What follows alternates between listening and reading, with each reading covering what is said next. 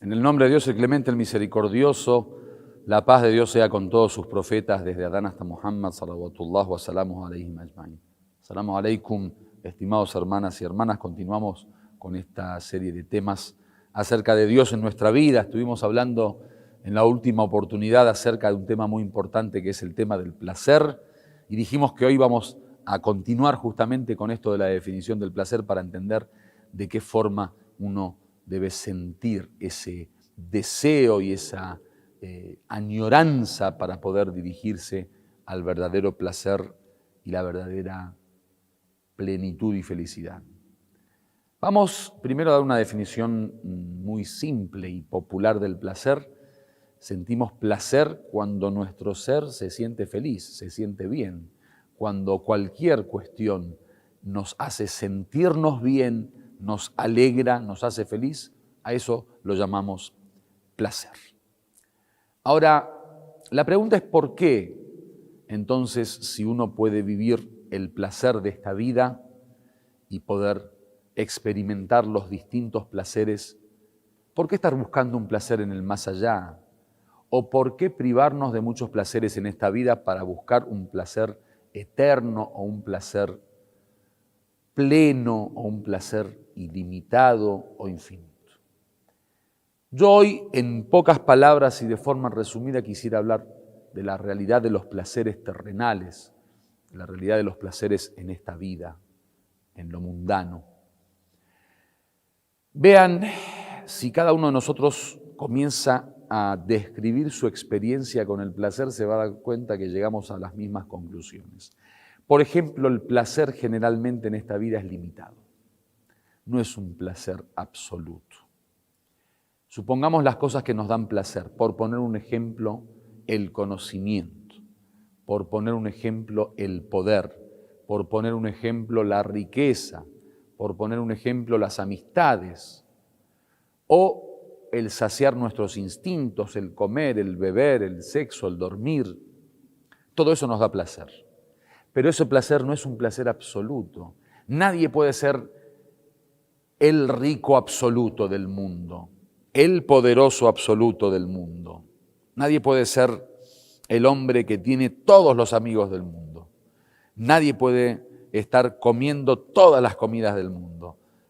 Acá el placer es limitado, mientras que Dios justamente nos habla en la otra vida del placer ilimitado, del placer absoluto, del placer infinito. Es por eso que la primer condición o situación o característica de los placeres es que acá son limitados. 2. Los placeres van acompañados de esfuerzo, de sacrificio. Acá hay que luchar para lograr un placer. El placer no es automático en la vida del hombre. El placer uno tiene que buscarlo, que salir a encontrarlo, que perseguirlo, tiene que añorarlo y tiene que esforzarse por conseguirlo. Vamos a un ejemplo mínimo. Si queremos comer una comida deliciosa que nos dé placer, debemos o cocinarla, o comprarla, o ir al restaurante, o que nos las envíe. O sea, siempre está acompañado del esfuerzo, siempre está acompañado del sacrificio. Entonces, es una constante lucha para poder conseguir el placer o los placeres. El otro tema es que los placeres son momentáneos.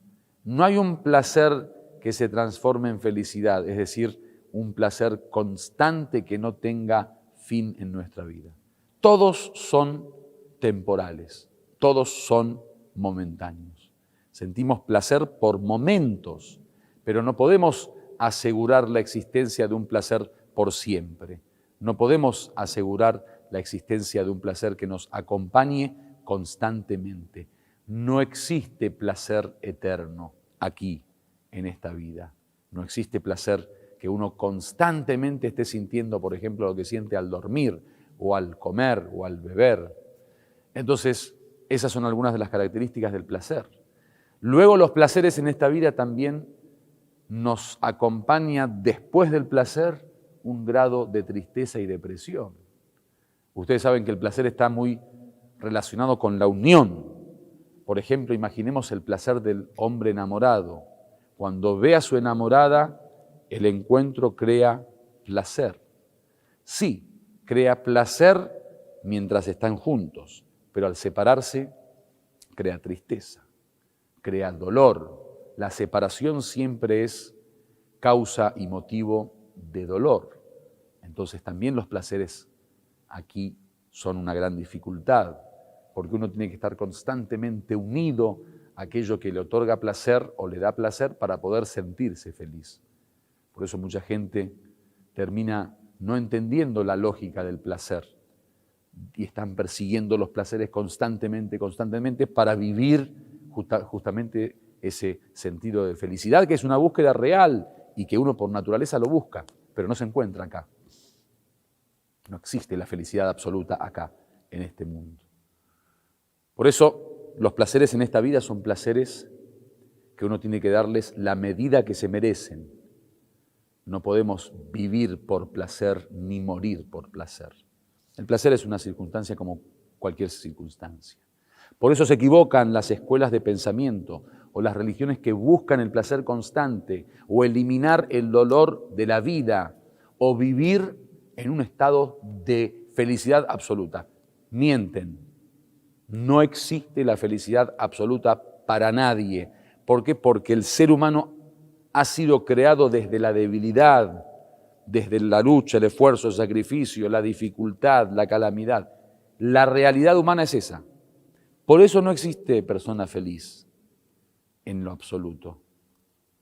¿Puede ser que existen momentos de felicidad? Sí. ¿Felicidad relativa? Sí. Simplemente es necesario cambiar nuestra visión sobre la felicidad. ¿Perseguimos la felicidad absoluta? No. Perseguimos la verdadera felicidad en el más allá, como regla general y fórmula para nuestras vidas. Acá sí, podemos ser felices relativamente, en algunos momentos, en algunas dimensiones, en algunos espacios y de forma limitada. Esto fue todo por hoy. Espero que les haya gustado el programa. Walhamdulillahi Rabbil Alamin.